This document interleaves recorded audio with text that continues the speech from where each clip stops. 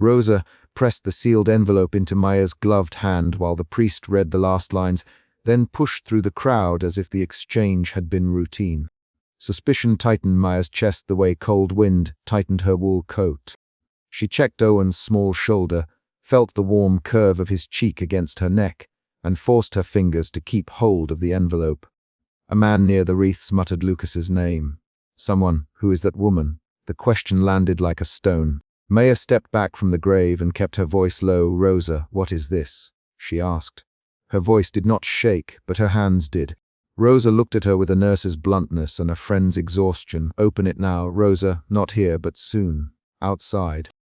Before anyone else starts guessing, her tone left no option. The suspicion that had been gathering in Maya's chest shifted into a sharper fear. What if the envelope contained proof that Owen's parentage was not what she had believed? Maya slid her thumb against the paper. The edge was stiff from being kept closed. She could picture cardboard boxes of Lucas's promises in the cottage. A watch, a folding chair, lists in his handwriting. She pictured the way he had smoothed her hair when Owen coughed. Those concrete memories pushed back against the tightening in her throat. But Rosa's insistence created a second current. They walked away from the mound in small steps. Owen clung to Maya's coat, thumb in mouth, eyes scanning the crowd. Is Daddy going to come home? Maya tightened her hold. No, love. Daddy's gone for now, she said and forced a steadying breath. Owen did not ask about the envelope. Children watched the way adults move before they passed the words. At the small funeral parlor, the furniture smelled of wax and old varnish. The room felt crowded with people who expected to know what to say. Lucas's sister stood near the wreaths with a face that folded into accusation as soon as she saw Maya. Maya, she said, loud enough for several to hear. You kept things from Lucas. You kept secrets about his life. Why would you do that? Her words were a flat demand. Maya answered with her name in a measured sentence. Evelyn, I was with Lucas. I looked after him and Owen. Tell me what you mean. Her voice had an edge. The earlier suspicion shifted. Now the dominant feeling was irritation that their mourning was turning into an interrogation. Evelyn stepped closer. Why didn't you tell us about the letters? About his other connections. He should not have died with so much hidden. A hush went through the room. A few heads turned toward Rosa. Someone whispered. Maya felt a pressure increase from each moved shoulder. Rosa moved beside Maya and spoke in the same steady tone she used with patience. Evelyn, now is not the time for accusations. But Maya needs the chance to see this. It could change things for Owen. That sentence refocused the room. Evelyn's jaw tightened and she spat. Then show it now. Prove you're not hiding anything. The exchange lasted less than a minute but left the air knife thin. Tension rose. An external event occurred. A mourner dropped a cup and it shattered against the table. Heads turned and people's attention shifted, then snapped back to the small cluster. Rosa led Maya to a narrow side room where the coffin catalogue and guest book sat under a dim lamp. She shut the door. Her hands were steadier at work than her face suggested. Maya, I could not leave it with the others. Lucas's chart, the hospital's file, someone sent me copies. Someone put them with his records. You should look. She pushed the envelope across the table. Open it. Now, Maya peeled the flap and unfolded 2 pages and a photograph. The photograph showed Lucas with another woman on a dock and a baby in her arms. Lucas's hand rested on the baby's shoulder the same way he had rested it on Owen in family photos. The photograph's edges were rough with age. Maya's eyesight narrowed into small exact details. The watch on Lucas's wrist, the way his cap sat on the back of his head, the baby wearing a tiny knitted hat with a fox motif. Those precise things contradicted any easy explanation. Her mind lit between images until doubt became a sharper, colder suspicion. Who sent these? Maya. Her voice was close to a whisper. Rosa cleared her throat. There was a delivery at the clinic addressed to me. A hospital copy of a birth record came with it. I matched names. The hospital listed a different father for a child whose birthday lines up with Owen's. I couldn't leave it sealed at home. Rosa's words moved the scene forward with concrete facts. Maya's fingers tightened on the paper until the edges bit into her palm. Maya left the room with the photograph and the envelope. Outside in the parlor foyer, people gave her space but also looked at her as if she might now be the origin of scandal. Owen clung to her leg, face pale beneath his scarf. Lucas's sister stepped into Maya's path and spoke fast. Maya, you knew something and you hid it. Evelyn, tell me if this is true. Tell me who Owen's real father is. Maya stared at her. Evelyn, you knew Lucas better than most. You can say his name. She held Owen closer and the child's fingers scrunched into the fabric of her sleeve. Evelyn's voice sharpened. Then tell us. Who is the father? The elevator of accusation rose. People watched. Maya met Evelyn's eyes. I raised Owen. I kept him safe. That is what I did. Her answer was an act of definition, not a confession. The room did not quiet. Someone at the back murmured Lucas's name as if invoking it might summon clarity.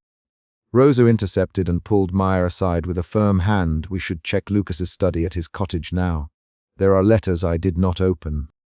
There might be more. She spoke in the practical cadence that nurses use under pressure. The next external event was immediate. Someone at the front desk said the family had to clear the parlor soon. The time pushed them into action. At dusk they walked back to Lucas's cottage under a sky that had stopped raining but left the stones dark. The small study smelled of wood smoke and old paper. The desk drawers creaked when Maya opened them. Rosa held a flashlight and a stack of envelopes. One envelope slid into Maya's lap with a weight that felt like new information. Maya spread the letters across the table. They were in Lucas's hand and some were on hotel stationery from places she had never seen him mention. One faded photograph fell open. Lucas with a woman who had a strong jaw and tired eyes holding a baby that looked very small in his arms. The baby wore the same fox hat as the photograph from the parlor. Maya's breathing focused on these exact things. The second emotion shift arrived. Shock layered into suspicion and began to form a quieter sorrow. Lucas wrote to her. Rosa, he signed lists, he signed payment notes. There are visits recorded. We need to confirm dates with the hospital. Her voice never dramatized, it listed. Maya picked up a page with Lucas's handwriting and read a short line. Keep him safe until I can. The sentence cut off. Maya's fingers traced the pen loop where his hand had stopped mid-thought. They took photographs of the letters with Rosa's phone. The cottage felt like a place that had kept secrets in boxes. Owen, was Daddy here? He pressed a small palm to the window glass and watched nets in the harbor move. Maya held him and answered with movement. She folded the letters, put them into an old shoebox, and wrapped it with a ribbon she found in a drawer. The act of packing was a decision in motion. She did not yet know what the letters meant, but the physical slow work grounded her. Back at the wake, the main room smelled of coffee and cake. People were quieter now. Rosa sat Maya down and laid out what she had. There was a hospital record, a lab result, and an unsigned note from someone identified only as a midwife. Maya read the hospital entry. It named a man other than Lucas as the biological father of the child born on the same day as Owen. The letters and photograph made the same implication. Maya read the lines aloud. Her voice was blunt. It says here the birth certificate lists another name, she said. The room reacted with small sounds. Owen looked up at her and asked, who is he? The child's question made the abstract concrete. A name he had never heard might now be linked to him. Rosa answered before Maya could. The paperwork says a name we haven't heard. I verified it. The lab result matches the dates. I'm sorry I had to bring it here during the wake, but I could not wait. Her apology was practical. It did not soften the contents. That moment served as the chapter's climax, confirmation of a biological fact that tilted everything. Maya felt the world reorganize into sharp steps. The emotion shift here moved from shock into fierce protectiveness. She pulled Owen close, put her forehead to his hair, and said nothing for the length of a short measured breath. Then she stood and faced the crowd with a new posture. Evelyn, Maya naming the sister. This paper changes the record on paper. It does not change who got up at night with him. It does not change who put bandages on his knee. It does not change who loved him when he called for Mama. Her sentences were short and precise. They listed actions as proof. Several people in the room nodded or shifted, unsure where loyalty should lie. Evelyn answered, so you admit there's a discrepancy? She asked. Maya replied, there's a discrepancy, yes. But admitting it does not erase the years. Owen needs stability. You all need to stop turning this into a public test. The exchange expanded into a 3 to 4 line back and forth as other family members edged closer. The argument was compact and direct. Evelyn demanded truth as paper defined. Maya demanded protection as daily proof. Rosa stepped in with legal practicality. Maya, we have to log these documents. We need to set a path for guardianship if records are contested.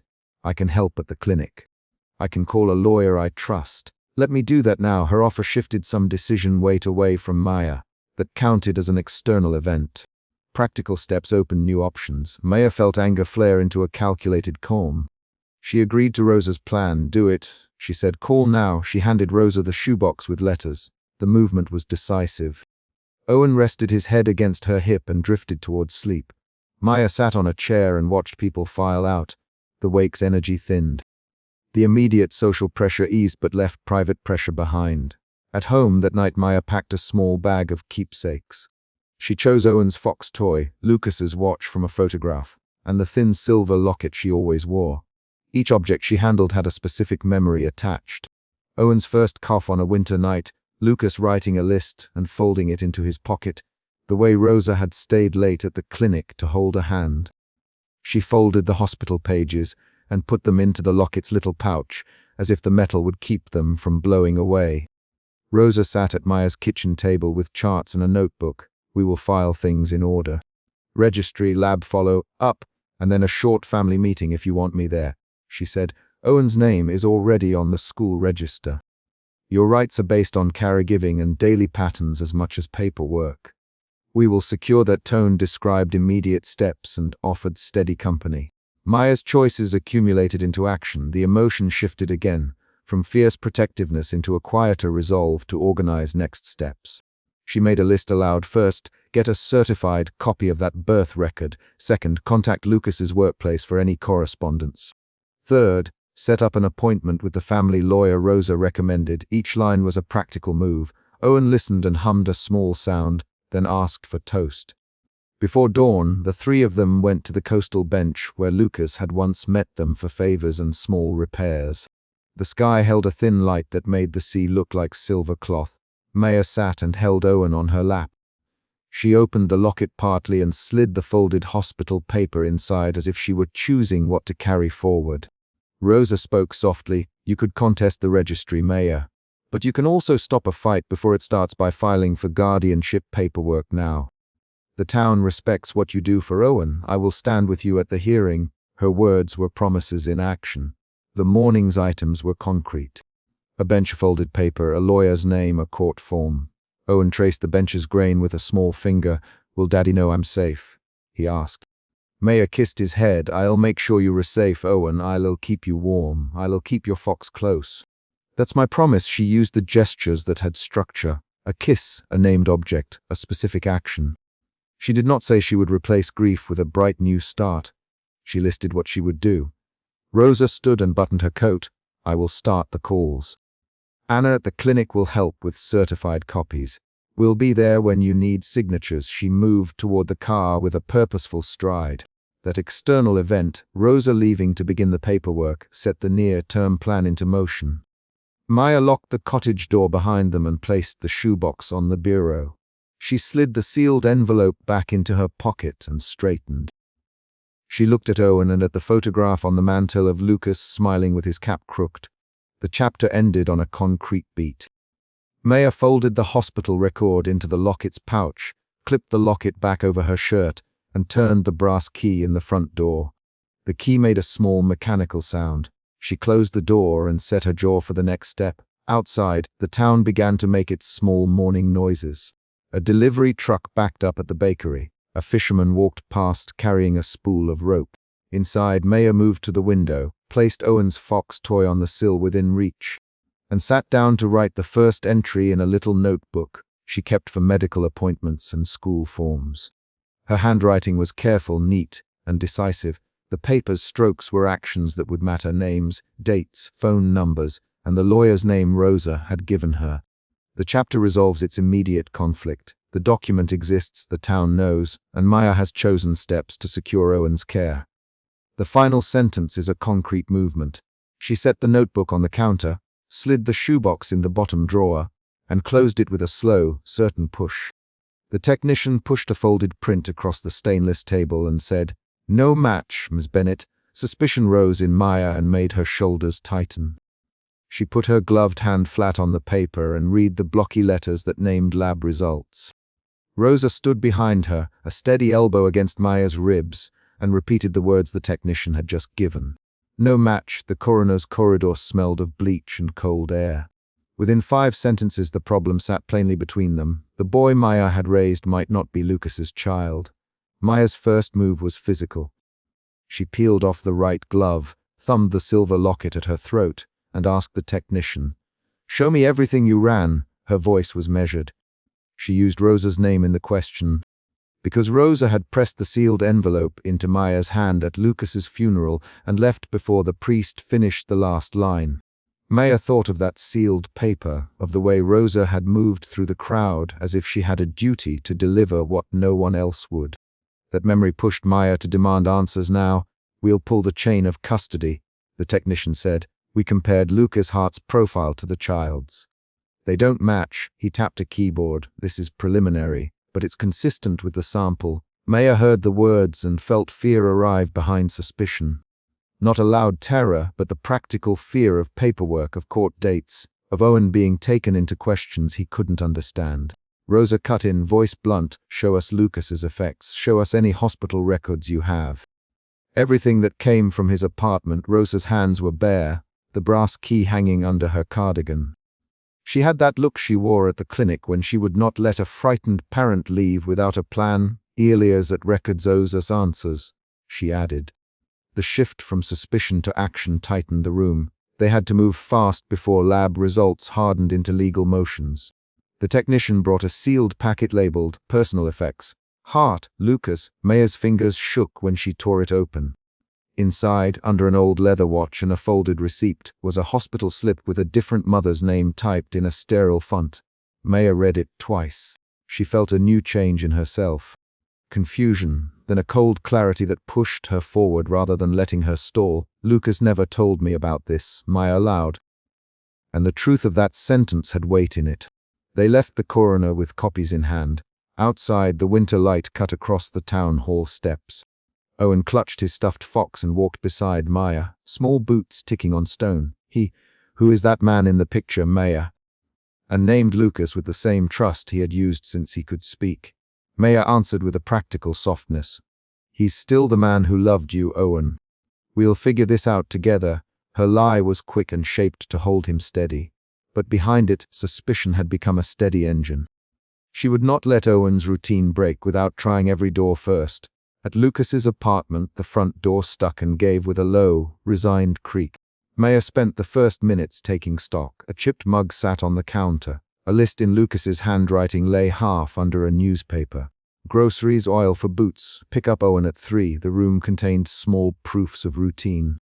And each one made the discovery at the coroner feel more like a splintered hinge than an abstract worry. Rosa sorted through drawers with firm confidence. "He kept things organized enough for us to find something." "Rosa, look for a shoebox, old letters, anything with names." Owen stood pressed to Maya's leg and traced a smudge on a photograph with tiny fingers. Maya found the shoebox under a stack of fishing licenses. She set it on the table and slid the lid off. A faded photo fell forward. Lucas with another woman on a pier, arms around each other, both younger. Maya felt a quick wash of something between anger and betrayal. She turned the picture to see the woman's face. Not Sarah, not anyone Maya had met. The paper inside the box held paperwork with neat type and a hospital stamp, a board, stamped note that suggested another relationship and hinted at alternate child records. Maya's reaction moved from confusion to a raw, active demand. She grabbed the papers and said, "Rosa, read this." "Read it now." Rosa read aloud, slow and precise. "There is a notation here, relinquished by Mother Anonymous." Her fingers tapped the margin. "This isn't an accident. Someone sealed this once, and someone kept it hidden." Rosa folded the paper and slipped it back into the box like a surgeon closing a wound. "We need town records. We need Elias." That decision sent them out into the cold again, with evidence tucked under Maya's arm. At the town records office, a clerk named Elias met them at the counter. He had the air of someone who had handled the town's legal scars for years. When Rosa Lucas Hart's name, his hands hesitated over the file drawer. He produced an adoption file and a sealed amendment. Maya watched his fingers as if they were instruments that could expose a secret. Elia set the amendment on the desk and pushed a stamped envelope toward Maya with a muted apology. This amendment ties the child's birth record to an anonymous relinquishment, Elia's. He spoke with administrative calm, but the facts acted like dry matches. The case was closed because the relinquishment paperwork matched the legal requirements. The original mother's name was sealed. Maya gripped the edge of the counter until her knuckles whitened. The shift back to suspicion now carried legal implications. She who filed the amendment, who closed the file. Elia shrugged, honest exhaustion showing the file doesn't name who filed it. The town sealed it under privacy law. You may have to petition the court to unseal. That answer turned suspicion into a plan. Maya's jaw went hard. Walking back to her car, Maya felt another change. Anger edged into the mix. Not a theatrical fury, but a tight, practical anger that made her check locks and tucks every bag into the trunk.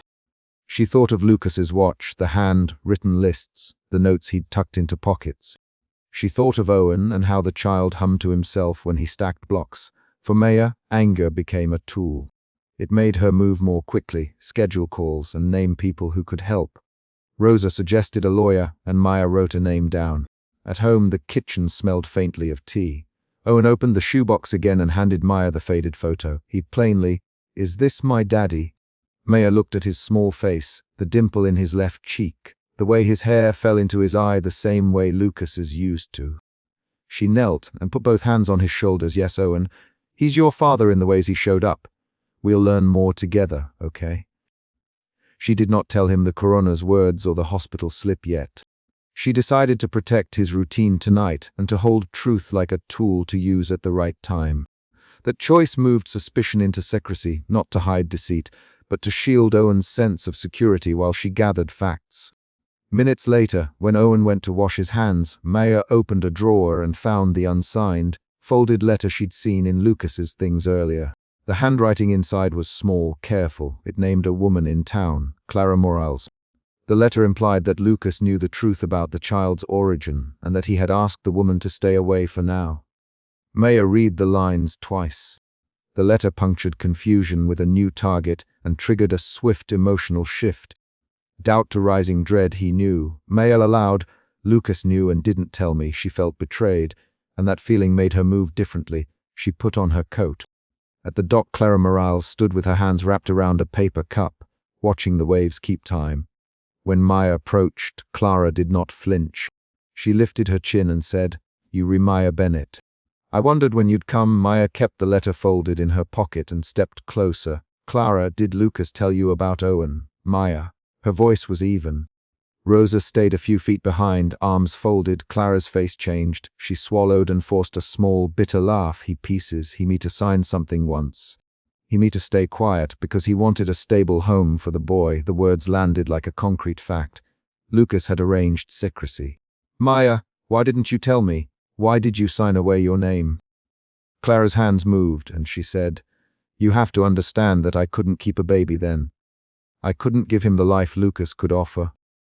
I thought he'd be safe with you and him. I thought I'd lose more by speaking up." Rosa stepped forward. "Clara, did you ever meet the child? Did anyone ever put conditions on this?" Clara hesitated and then said, I came once across the pier. I didn't take him. I thought it would be worse if I claimed him then." The doc talk rearranged what Maya believed about motives. The twist changed how she understood Lucas's secrecy. It was not merely concealment, it was a set of choices by multiple people. When Maya returned home that evening, the front porch light was on. A woman stood there, soaked by the drizzle, and said one line that broke the air. "I'm his mother.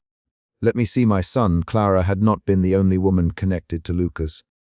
Another claimant had come forward, named Alma in a thin legal note, and she had walked straight to Maya's door. Maya recognized the urgency in the woman's eyes and stepped back. The exchange turned into a heated confrontation. "You cannot just come here." "Maya, Owen is with me. You need the proper channels," the woman, voice trembling, demanded. "I carried him. I want to hold him." Owen clung to Maya's leg and looked up at the woman with frightened eyes. Rosa moved like the professional she was. She put herself between Maya and the woman and said, "We will sort this, but not on the porch. Sit down. Talk to me. The porch argument became the chapter's peak. Alma insisted she had proof. Maya insisted she would not hand Owen over without verification. There were rapid exchanges. Maya, you can't do this alone. Rosa, Alma, show me a birth certificate, Maya demanded. Lucas promised me safety. Alma cried, Lucas promised me nothing. Maya snapped back. The back and forth lasted 5 lines, each quick and sharp, and Lucas's name was repeated enough that listeners could track who was speaking. Alma showed a scrap of paper with a hospital stamp. Rosa took it, read the date, and said, This matches an old file, but it's not conclusive. We need to verify it through records and a DNA test. You won't get the child tonight without court orders. Alma's shoulders sagged. The immediate danger eased, but a new urgency rose, legal channels, DNA petitions. Maya realized 2 things in that moment. First, she could not let fear alone guide her. Second, the small boy at her feet needed stability now. After Alma left, escorted by a neighbor to calm her down, Maya sat on the sea, facing porch, and let the night press in. She held Owen on her lap and smelled the soap on his hair. She him a short story about Lucas taking them to the harbor once to buy bait, an honest memory that reminded Owen and herself of continuity. Maya's emotional state moved again. From anger and suspicion to a resolute, protective calm. She allowed, We will get the papers.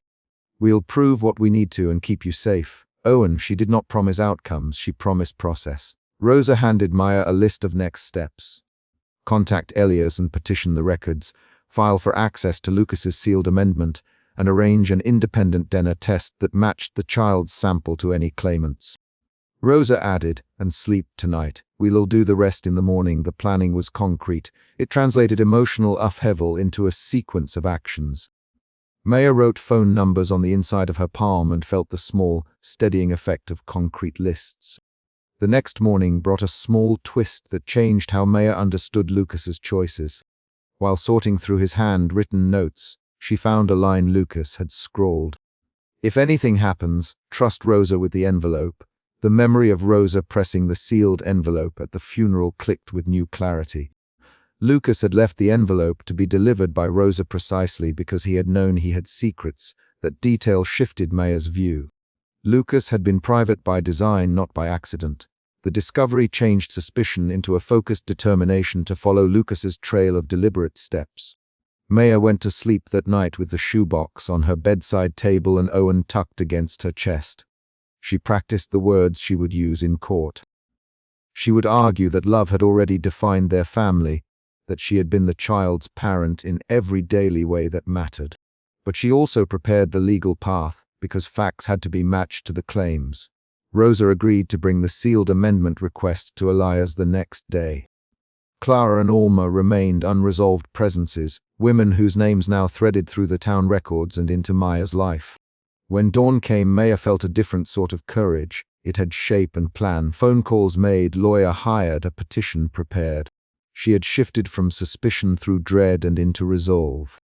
In the morning light, she taped a copy of the coroner's preliminary print to the refrigerator, right above the list Lucas had written. Pick up Owen, milk, oil. The 2 items next to each other were a literal map of the chapter's conflict. Domestic care and the legal questions that threatened it. The chapter ends with a concrete beat. Rosa returns from the records office carrying a stamped receipt for the petition filing and a small, official-looking envelope. She sets both on the kitchen table and says, I filed the request to unseal the amendment. Elias the judge will consider it within days. Maya takes the receipt, smooths its edge, and slides the stamped envelope into her satchel. Owen reaches up, small fingers brushing the paper. Maya lifts him and holds him close. She stands, turns toward the front door, and locks it deliberately. The sound of the deadbolt sliding home is a clear, physical action that closes the scene. Outside, a single step approaches on the porch. Someone knocks once on the wood. Maya breathes and answers, hand on the doorknob. Emotion roots, suspicion, emotion shifts, suspicion, fear, anger, resolve. Later doubt, dread, protective, calm. The story progressed through active scenes. The coroner's print, the hospital slip, the shoebox photograph, Elias's sealed amendment, the dock confrontation with Clara, the doorstep claim by Alma, and the final filing action by Rosa. Each external event forced Maya to act rather than only think. Dialogue revealed motives and pushed decisions. Rosa and Owen appeared repeatedly and influenced Maya's choices. Lucas's presence survived in notes, pictures, and a letter, reshaping Maya's understanding of his secrecy. The chapter resolves its central conflict by having Maya commit to legal steps, and to protect Owen in the immediate moment. Sealing the house and answering the knock at the door. A man in a navy coat shoved past the low gate and thrust papers into Maya's hands before she could latch the door. Suspicion tightened in her chest the way cold air pinched her cheeks. She stepped back and kept Owen behind her skirt. "I represent a claimant," the man said, voice flat and fast, and he tapped the top sheet with a gloved finger.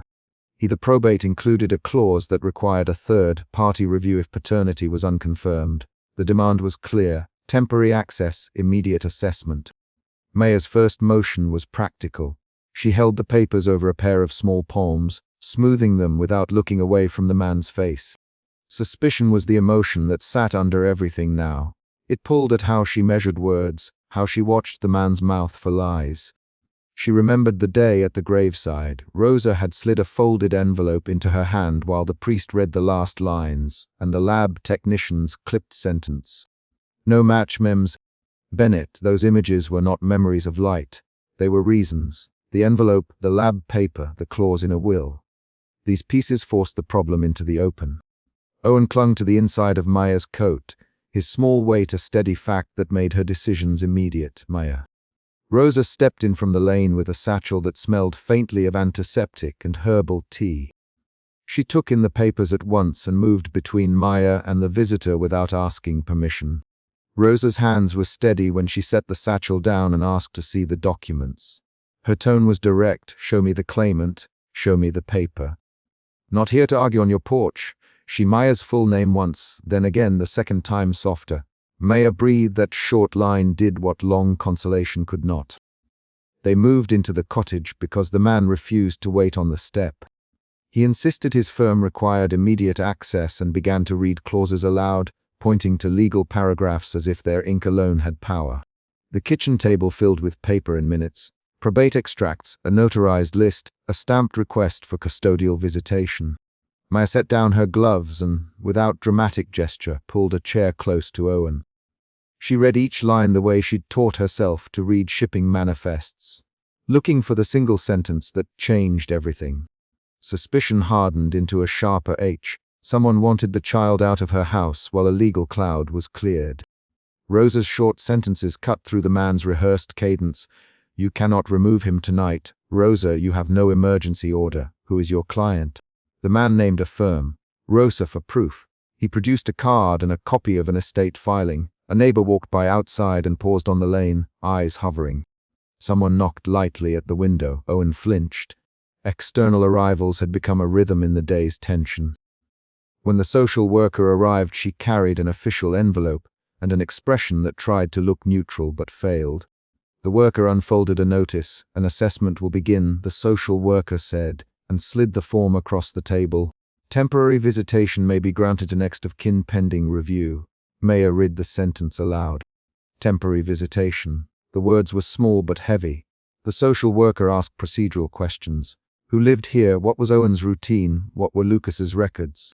Maya answered with crisp facts. Bedtime, school wrote, allergies, because facts anchored her against the bigger fear. Fear arrived then, brief and hot. What if the child went to a stranger who had paperwork and a plane ticket? Maya's hands tightened on the table. Rosa did not leave. She folded her arms and pushed back with questions about evidence, speaking Lucas's name the way someone speaks of an absence they can't accept. "Who are you to say what happens to Owen without knowing the whole story?" Rosa demanded and pressed for time to call the town solicitor. The man in the navy coat shifted. He did not expect to be questioned like this by a nurse. His client had rights. Rosa's rights did not include removing a 6-year-old from the only home he had known without proper court order. Her voice was blunt and practical. She listed steps they could take. The social worker made notes and, after a pause that felt like a field left blank for an answer, agreed to delay any transfer until an assessment began. Maya's fear changed to a tight clarity. She needed documents that named her. She needed anything Lucas had left that proved her standing. She left her son in Rosa's care for a minute and went upstairs to Lucas's study.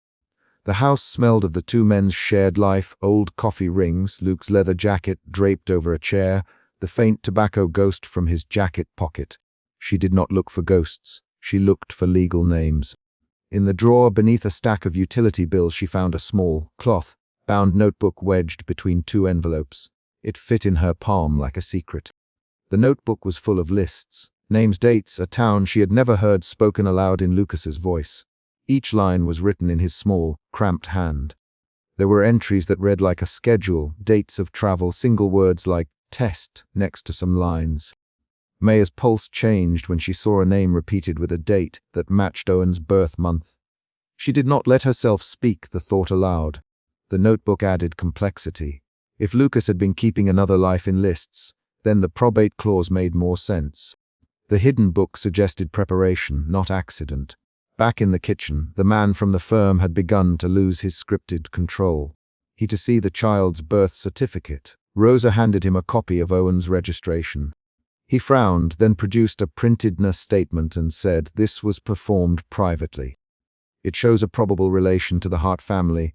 The paper had a lab logo and a technician's initial. Maya's stomach dropped. A new sort of shock ran through her.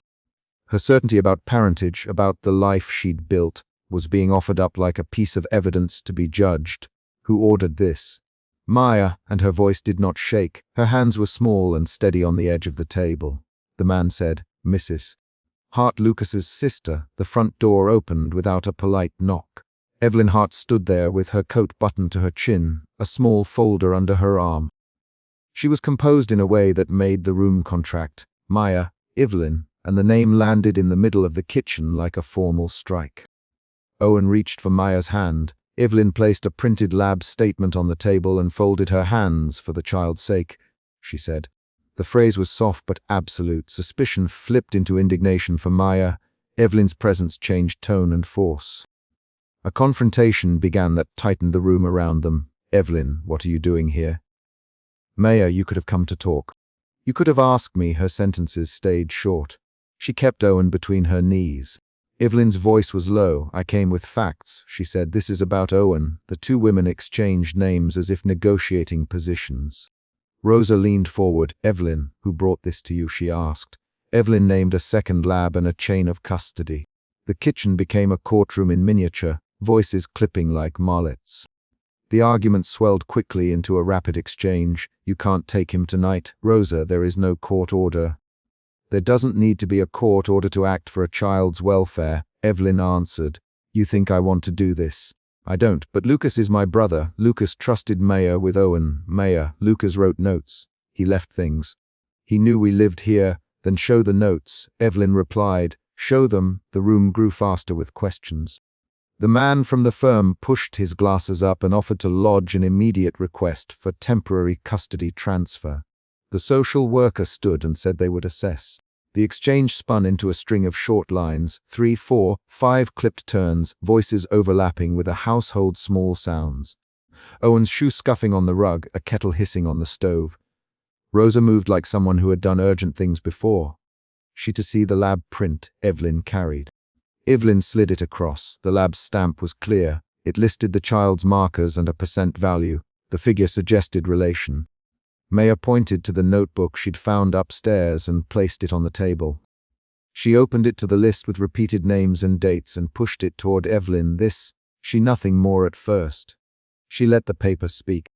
Evelyn's face changed when she saw the notebook. He kept this? She asked, fingers trembling a fraction. He kept lists like an address book of people he had known. He wrote travel dates. He wrote names. I didn't know about this. Her voice cracked on the last line and then steadied. The twist in the room was concrete. Lucas had maintained records that implied a separated life and planned contingencies. That detail altered how everyone could read the lab paper and the probate clause. Maya used short sentences to hold her ground. Did Lucas name me anywhere in his papers? She asked. The man from the firm thumbed through a folder and said, not specifically, but the probate uses next of kin language. We must be thorough. The social worker spoke softly and said a transfer could happen only with court instruction or a clear immediate threat. Evelyn looked at the child and for the first time she softened. If I could take him for a week to find answers, she started. and then met Maya's eyes. "I would not take him if you were refusing to cooperate." Maya, the conditional sentence forced the room into a pause. A sudden, smaller event shifted the tempo. Owen reached up and put his small hand flat on Evelyn's sleeve. "Do I know you?" he asked. The question was blunt and plain. It cut through the adults' technical language. Owen's voice made them all consider what was actually at stake. A child's immediate needs. Evelyn's hand hovered over his and then withdrew. She looked at Maya and then at Rosa. "We are trying to find answers." Evelyn again softer, "Answers for us all." That line functioned as a temporary offer and a threat at once. Rosa spoke to the social worker in low, efficient phrases. "Call the town solicitor. Call the probate office." "We will not surrender the child tonight without a court order." The social worker made calls.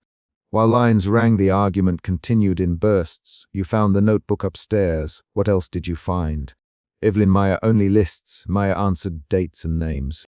"Nothing that changes who cares for Owen right now." Evelyn: "We have a printed lab result." Maya replied: "We have a sealed copy from a different lab that said no match." The contrast between papers created a new twist. Conflicting evidence existed. Nobody had expected multiple labs and multiple statements. The pace quickened. The solicitor on the phone said he could not issue an emergency order without a formal application, but he could call the social services chief. Rosa took over the calls and spoke with the solicitor in clipped sentences that prioritized time and procedure. After a long pause, she looked up and said, "They will delay any transfer for 72 hours, provided we file a request for review immediately." The man's face flushed. Evelyn's mouth tightened. Maya's chest loosened by a fraction. The 72 hours were not safety, but they were time. In the quiet that followed, Maya made a choice that felt like both small and enormous. She knelt down by Owen and took his hair in her hands. Her fingers moved to braid without hesitation, the motion a habit of everyday care. Outside the window, the town's winter light was pale but steady. Maya braided with short, economical pulls, counting in her head the seconds of each loop. Her hands were focused on the task, the braid forming a concrete thing to hold when the world wanted to take her child by paperwork. The chapter's emotional shifts had become visible in actions. Suspicion had become fear when the notice arrived. Fear had become tactical clarity when Maya searched Lucas's study. Indignation flared in the kitchen as Evelyn pushed for access. Then steadiness returned in the braid and in how they arranged their legal defense. Maya's decisions were not declarations, they were a sequence of motions. Find proof, call the solicitor, protect the child, keep routine. She used workmanlike sentences with others and quiet, steady gestures with Owen. Before dawn, with a kettle cooling on the counter and the social worker's notes in a tidy pile, Maya sat at the table with Rosa and the solicitor on the line. They planned next steps. A legal filing to contest temporary reassignment, a request for chain of custody verification on both labs, and contact for a family law attorney in the nearest city. Each plan was a small, urgent instrument aimed at the same thing. Rosa's voice was practical. "We gather everything. We show continuity of care. We ask for emergency retention based on child's best interest." The solicitor confirmed he would file an application that night. A small, unexpected twist arrived when the man from the firm stepped back and admitted, in a shorter sentence than he'd used before, that his client had not expected Lucas to keep a notebook in the house. That admission shifted negotiation. Evelyn's argument lost a degree of certainty. She lowered the folder and spoke to Maya with a different tone. "If you will allow access to records and cooperate, we can proceed without taking immediate custody," she proposed. Maya hesitated for a bare second and then said, "I will show you what I have. I will not surrender him tonight." The line between concession and refusal sat in that short sentence. Outside, dawn made the sea line faint and silver. Inside, Owen yawned and leaned into Maya's shoulder. She finished the last pull on the braid and tucked the tail under with a practiced finger. Her hands smelled faintly of tea and soap. She looked up when her phone lit on the table. A message from the solicitor. He had filed the emergency application and the office confirmed a delay in any transfer for 72 hours pending review. Rosa read the line over her shoulder and squeezed Maya's hand once. The day's conflict had not resolved the larger truth about Lucas's choices or Owen's biology, but it had bought them time. Maya stood and moved the notebook and the probate papers into a neat stack. She put on her gloves and then took them off again. Her choices were small rules. Keep Owen's routine, document every interaction, call the attorney in the morning. She did not promise grand declarations. She promised acts. She knelt once more to check the braid. Owen's chin rested on her knee and his breath came even. Maya flattened the notebook on the table so it would not slide. She did not speak of fate or new beginnings. She placed a hand lightly across Owen's shoulder, feeling the warmth, and looked at Rosa and Evelyn and the social worker.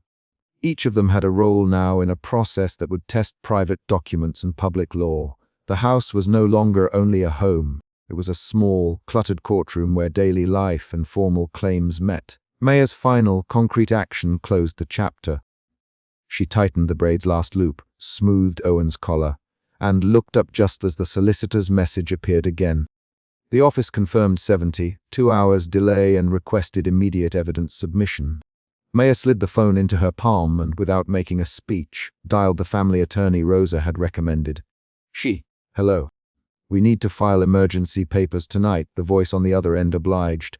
That call, short, practical, and immediate, was the final beat. A plan in motion, a brief legal reprieve, and the first clear step of a fight grounded in documents, routines, and the child's needs. The clerk slid a thick sheaf of papers toward Judge Carter as Maya tightened both hands around the sealed envelope she had kept since the funeral. Suspicion, raw and physical, pushed beneath her ribs. She felt it as an itch against her glove and a weight in her palms. A man at the claimant's table read the affidavit out loud, the words tracing the lab result, no biological match. Maya stared at the printed block letters and heard only the whisper of paper. She had come to the municipal hearing ready to defend a life built on habit and small generosity. Now she faced the legal question that might take Owen away. That suspicion turned into a quick, hot panic when the claimant's lawyer raised a hand. "Your Honor," he said, "we present the affidavit showing no genetic match to the decedent." The lawyer's voice held a steady professional edge. Maya's mouth went dry. Her first action was physical. She slid her gloved hand under the envelope and felt the fold of paper that Rosa had pressed into her at the funeral. Within 5 sentences, the core problem was visible. The court would prefer biological proof over years of caregiving unless something concrete intervened. Maya did not argue in the abstract. She thought of the night Lucas left that folded note on the kitchen table, of evenings she had read his handwriting aloud to Owen. She thought of the technician's blunt printout and of the man in the navy coat who had shoved custody papers into her hands at her threshold. Those earlier moments were not memories. They were specific events that pushed her into this room. She lifted her chin and kept the envelope against her chest. Judge Carter scanned the papers, then looked at Maya. "Ms. Bennett, is that envelope part of your evidence?" His voice was a low instrument, precise. Maya swallowed and looked toward Rosa, who stood near the back bench with a worn satchel over her shoulder. Rosa had come early and kept her face set. Maya's suspicion shifted into a controlled urgency. She would not hand Owen over without forcing the court to hear Lucas's wishes. Rosa moved forward like a nurse crossing a ward when a patient shifts. She approached the judge and said, "Your Honor, that envelope was given at Mr. Hart's funeral. It contains a written declaration and a recorded file. I ask the court consider it." The claimant's lawyer objected immediately. "Objection, hearsay." "We move to exclude." The clerk's pen clicked as papers shuffled. The courtroom filled with low murmurs. Maya felt her throat contract and then loosen. Fear rose, then steadied into a decision. The judge looked at Rosa. "We will address admissibility after we hear preliminary motions. Ms. Delgado, you'll have to present foundation." Rosa nodded and did not fumble the satchel. She had already prepared. This procedural pushback turned Maya's panic into resolve. If the judge excluded the envelope, Rosa would need to produce something formal, notarized, or recorded. Rosa's hands did not shake when she extended the satchel toward the bench. The claimant's lawyer pressed the lab affidavit into the court record and argued for the primacy of biological ties. "Your Honor," he said, "the law recognizes parental rights based on genetics unless clear and convincing evidence to the contrary is presented." He read from statutes with the same precision he used on cross-examination. Maya's heartbeat measured itself in small, rapid beats against her ribs. She had known the limit of her argument. Love had weight in the town, but legal weight required papers. Rosa for a brief recess, the judge agreed. The room emptied in waves. Neighbors, the local reporter at the back, the claimant's quiet companion, and a few curious townspeople. Owen stayed at Maya's side, his small hand tucked into her coat. He traced the seam of her glove with his thumb, a tiny, mechanical comfort. Maya felt another emotion arrive, a fierce protectiveness that rose from habit and duty rather than from a dramatic speech.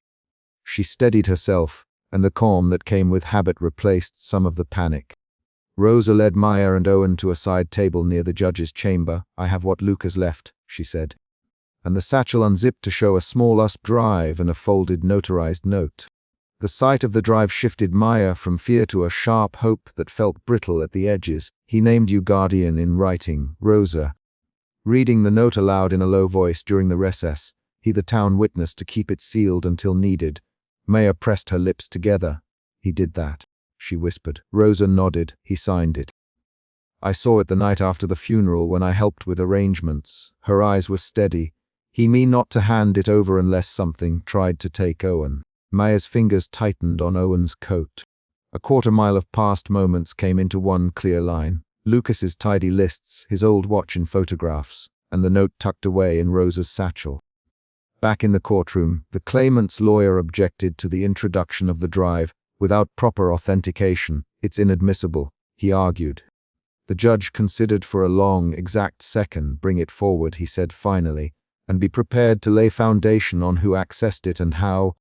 The courtroom clerk moved to the side table. The tension rose again as paperwork shifted from suspicion to a more concrete legal battle. Rosa handed the drive to the court clerk and then to Maya. "I'll testify to the chain of custody," she said. Her voice was direct but soft. Maya felt a shift in emotion. The earlier suspicion that had guided her actions became a cautious faith in Rosa's intervention. She had not expected Rosa to act as she had. Rosa's steady presence had already altered how the court received the envelope at the funeral. Now Rosa's choice would change the hearing's tempo. The court administrator plugged the drive into the projector system. For a beat, nothing happened. A technician adjusted wires. The room hummed with small sounds. The scratch of a pen, the rustle of coats, the distant slosh of rain against the courthouse windows. Owen slid closer to Maya and said, "Maya." The child's voice was small and direct. "Are we staying?" His question landed with the force of everything at stake. Maya lowered her face to his and said, "Yes, Owen." We rehear her voice was steady. She had no script beyond what Lucy's lists and Rosa's presence had carved out. This exchange was action-driven, not introspective. She told him what to expect because he needed that stability. Owen nodded and gripped the envelope between his fingers for a moment, then tucked it back into Maya's hand.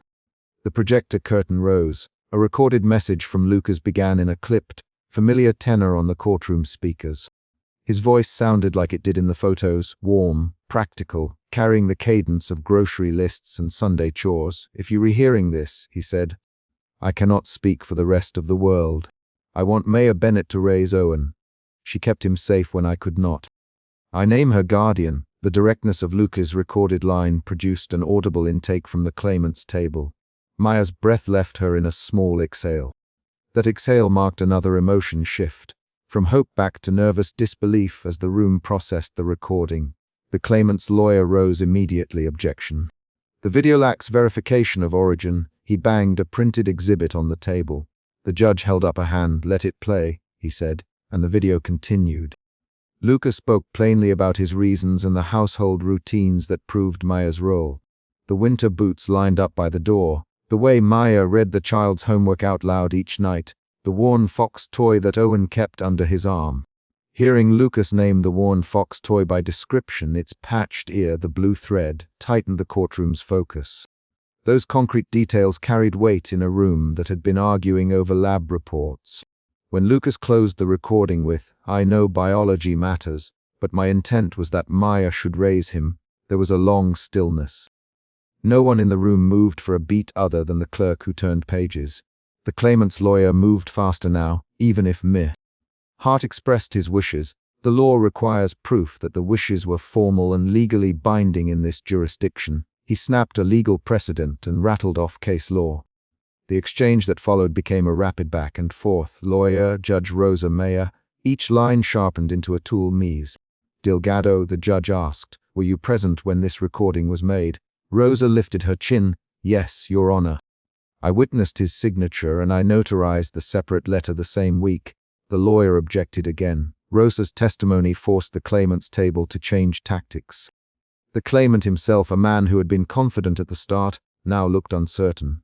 At one point he spoke out.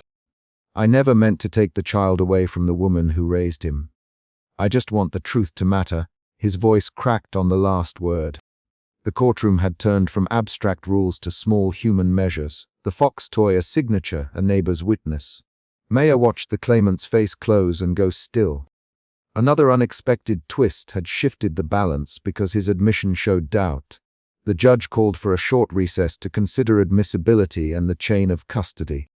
That pause was a small cliffhanger in the middle of the chapter. The court could exclude the recording and leave everything to genetics, or accept it and weigh intent. Maya sat back for the first time during the hearing and allowed herself to feel the quick collapse of exhaustion. Her hands were numb from gripping the envelope. She looked at Owen, who had fallen asleep leaning against her coat, his small breathing steady. When the judge reconvened, he allowed the recording as provisional evidence and ordered an immediate authentication step. The court would catalogue the drive and note and appoint a mediator to review guardianship within 30 days. This order keeps the child in mise. Bennett's care pending the review. Judge Carter. The room reacted in small ways.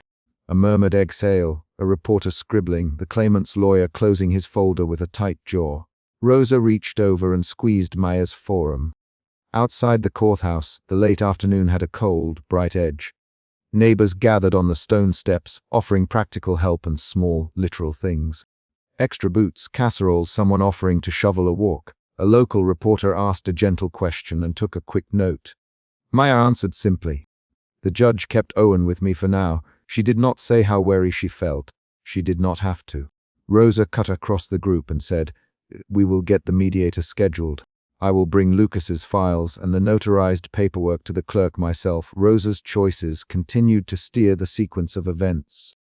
At home, the winter light came through the kitchen window in a thin band. Maya set the interim guardianship papers on the table. Owen had woken and sat across from her with the stuffed fox tucked in his lap. He traced the blue thread on its ear and asked, "Will the man who wrote the letter come back?" Maya watched him search the woman's face she had worn for years. He wanted facts, not speeches. She aimed the concrete next steps. "A mediator, a temporary ruling, papers to sign. We will meet the mediator, Owen. We will show them your school pictures and Lucas's notes. We will bring Rosa," she said. Her sentences were short, clear, the kind you give a child to steady them. The emotion that guided her now was deliberate care. She used it to plan rather than to plead. Rosa sat at the kitchen counter and unfolded a small list in Lucas's handwriting. "Look at this," she said. He wrote the child's full name and asked Maya be the guardian in case anything happened to him. He even listed who should be called if I couldn't be there. The list read like a household log. Pediatrician, neighbor's name, and a repeating note about the fox toy. The concreteness of the list turned abstract intent into something the mediator and the judge could verify. The claimant telephoned later that evening. Maya left the line open on the counter while she packed a small bag for Owen. "Maya," he said, "I wanted a chance to say I never meant to hurt you." His voice was small, contrite. Maya answered in short phrases, "We will follow the papers. We will meet the mediator. We will do what keeps Owen safe." The legal recoil continued in private phone calls as the claimant weighed appeal and reputation. But it no longer felt like a fresh attack. At dawn the next week, the mediator visited the house. He crossed the threshold with a neutral face and a legal pad. "I'm here to arrange a plan for Owen's care while the legal process runs," he said. Rosa handed him the notarized letter and the list. The mediator read the items aloud, and when he reached Lucas's clear direction naming Maya, his pen paused. He a few direct questions about daily routines, who cooked meals, who managed bedtime, who handled school drop-off. Maya answered by action. "I make his breakfast. I packed his lunch this morning. He goes to Ms. Fisher's pre-K with me." The mediator noted the answers and checked boxes. that practical inventory mattered more than speech. The mediator scheduled a formal session and recommended counseling for the claimant and a formal guardianship petition for Maya. He left with clear tasks. Rosa arranged a list of witnesses and prepared copies of Lucas's written notes. The next legal step included interview schedules, notarized statements from neighbors, and a forensic review of the recording's metadata. Each appointment translated a private life into court-ready facts. Weeks of appointment slips, notarized forms, and witness statements followed. Each external event, a neighbor's signed statement, a teacher's note, a logged phone call, moved the plot and reduced abstract argument into a paper trail. The claimant filed threats of appeal, then withdrew one after Rosa produced a dated receipt showing she had notarized Lucas's letter the week he died. The claimant's certainty weakened in public, and with it his aggression. Through all of it, Maya's choices remained concrete. She refused dramatic statements to reporters. She took Owen to school and sat in the tar office filling forms. She took laundry from the line and folded pajamas. Each small action was a defense. A signed consent form, a marked calendar, a witness who could say, in a single sentence, that Maya had been the child's primary caregiver for years. Her empowerment came through recorded facts rather than a triumphant speech. The mid-chapter cliffhanger arrived when the claimant's lawyer suddenly presented a sealed envelope at a mediation meeting and moved to introduce a late paternity claim. "We have recent evidence suggesting Maya Hart might have another relationship that produced a possible biological parent," he said. The mediator's eyebrows rose. Maya's heart thudded into a hollow panic. Suspicion returned in a faster, angrier rhythm. She looked at Rosa. Rosa folded her hands. "If that is true," she said, "the mediator must see it now and let us authenticate it." Lucas's recorded testimony is still in the court record. The claimant's lawyer refused to open the envelope outside court. He demanded formal channeling. The mediation paused on a cliff. The new allegation could rewrite the guardianship entirely. Maya felt the old panic swing through her. Suspicion became a sharpened alert. She took a breath and reached for the one tactical advantage they had kept. The drive and the notarized note already with the clerk. The mediation resumed in the judge's presence after the claimant filed the new material formally. The judge ordered expedited review of the new paternity claim. Court-appointed genetic testing was scheduled, but not before the judge noted Lucas's recorded intent and the notarized letter. The judge's interim order kept Owen under Maya's care and ordered both sides to allow an expedited genetic test and mediation about long-term guardianship. The legal recoil progressed but did not overturn the temporary protection. The test returned with a result consistent with earlier lab work. No genetic match to the decedent. The claimant's new material proved to be another thread of rumor rather than solid proof. The court reduced his legal standing and admonished counsel for the late filing. The claimant's aggression cooled into frustration. He for time to appeal. The judge permitted it but set a schedule that favored prompt resolution. The twist had changed nothing in substance, but it had tested the solidity of Maya's preparations. When the formal review came, 3 judges sat in a small chamber to hear testimony, review evidence, and weigh Lucas's intent against statutory rules. Rosa testified to the notarization and the chain of custody. The school principal testified about pickup schedules and who signed permission slips. A neighbor testified about Lucas's lists, and that Maya had always been the one to take the child to the park. Each witness used short, concrete statements. They did not argue, they described actions: who bathed Owen, who attended sick visits, who read the child's homework aloud. The trial moved through facts, not feelings. Lucas's recorded message played again. This time every word hit with the weight of witness and habit. "I could not be the father Owen needed in the end. Lucas plainly, Maya was there every day. I trusted her to keep him." The judges listened. The defense counsel asked pointed legal questions, and the claimant's voice grew thinner with each cross-examination answer. The hearing ended with the judges taking the matter under advisement. Maya left the chamber and felt a slow release flood through her. It was not triumphal. It was the easing of a held breath. Rosa followed her out and handed Maya an envelope with copies of the notarized materials. "We do the paperwork now, Rosa. We file the petition so the court's interim order becomes formal." Maya nodded. She made decisions with a practical eye. File forms, schedule the mediator, get a child custody plan in place.